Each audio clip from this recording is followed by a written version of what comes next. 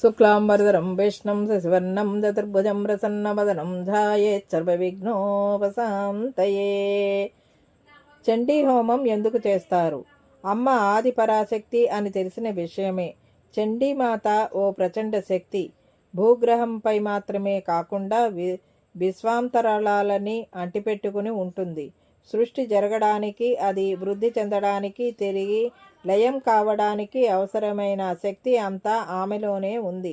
ఆమె ఆదిశక్తి, పరాశక్తి, జ్ఞానశక్తి, ఇచ్ఛాశక్తి, క్రియాశక్తి, కుండలిని శక్తి. అందుకే ఆమెకు అంత ప్రాధాన్యం. లోక రక్షకులైన అమ్మవారి స్వరూపాల్లో చండీ ఒకటి. లోక కళ్యాణం కోసం, విశేష కార్యసిద్ధి కోసం, సకల చరాచర జగత్తు సృష్టికి, స్థితికి, లయకు మూల కారణమైన జగన్మాతను ఆరాధించటం అనాదిగా వస్తోంది. ఆదితత్వాన్ని నేత్రమూర్తిగా భావించి చేసే ప్రకృతి ఉపాసనే శ్రీవిద్య. అది లలిత పారాయణం, చండీ పారాయణం అని రెండు రకాలు. బ్రహ్మాండ పురాణం దేవి భాగవతం లలితాదేవి మహిమలను చెబితే, మార్కండేయ పురాణం చండీ మహాత్యాన్ని వివరిస్తుంది. చండీ లేదా దుర్గాదేవి విజయాలను వివరించడంతో పాటు బ్రహ్మాది దేవతలు ఆమె వైభవాన్ని కీర్తించే శక్తిమంతమైన మంత్రాల కదంబమే చండీ లేదా దుర్గా సప్తశతి. దుర్గా లేదా చండీ సప్తశతి 3 చరిత్రలుగా 13 అధ్యాయాలుగా ఉంటుంది. తొలి భాగంలో ఒకే ఒక అధ్యాయం ఉంటుంది. రెండో భాగంలో 3 అధ్యాయాలు, మూడో భాగం 9 అధ్యాయాలు ఉన్నాయి. వీటిలో మధుకైటభ వర్ణన, మహిషాసుర సంహారం, శుంభ నిశుంభుల వధతో పాటు బ్రహ్మాది దేవతలు చేసిన పవిత్ర దేవీ స్తోత్రాలు ఉంటాయి. సప్తశతిని 3 పద్ధతుల్లో ఆచరిస్తారు: పూజ, పారాయణ, హోమం. ఈ 3 పద్ధతుల్లో జగన్మాతను ప్రసన్నం చేసుకుంటారు. పారాయణంలో దశాంశం హోమం, దశాంశం తర్పణం ఇస్తారు. చండీ హోమానికి సంబంధించి నవచండీ యాగం, శతచండీ యాగం, సహస్రచండీ యాగం, ఆయుత 10,000 చండీయాగం, నియుత 1,00,000 చండీయాగం, ప్రయుత 10 లక్షల చండీయాగం ఉంటాయి. చండీ పారాయణ వల్ల సమాజానికి జరిగే మేలు.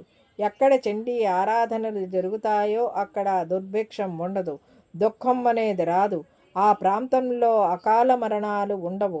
లోక కళ్యాణం, సర్వజనుల హితం కోసం పరబ్రహ్మ స్వరూపిణి అయిన చండికా పరమేశ్వరులను పూజించాలని సూత సంహిత ఉద్ఘాటిస్తోంది. కలియుగంలో చండీ పారాయణకు మించిన శక్తివంతమైన ఫలసాధనం మరొకటి లేదని శాస్త్రవచనం. ఇహపర సాధనకు చండీ హోమం ఉత్తమం. 700 మంత్రాలతో కూడిన చండీ సప్తశతిని పారాయణ చేసి హోమం నిర్వహించడమే చండీ హోమం. దేశోపద్రవాలు శాంతించడానికి, గ్రహాల అనుకూలతకు, భయభీతులు పోవడానికి, శత్రు సంహారానికి, శత్రువులపై విజయం సాధించడానికి తదితర కారణాలతో చండీయాగం చేస్తారు. వీటిలో నవచండీయాగం చేస్తే వాజపేయం చేసినంత ఫలం వస్తుందట.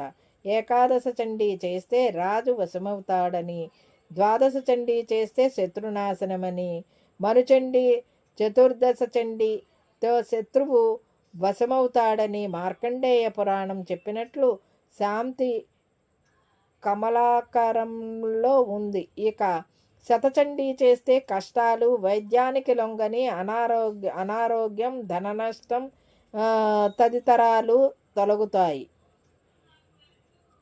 సహస్రచండీతో లక్ష్మీదేవి వరిస్తుంది, కోరికలు నెరవేరుతాయి. 1,00,000 చండీ చేస్తే చక్రవర్తి అవుతాడని మార్కండేయ పురాణంలో ఉంది. దీనినే ఆయుత చండీ అంటారు.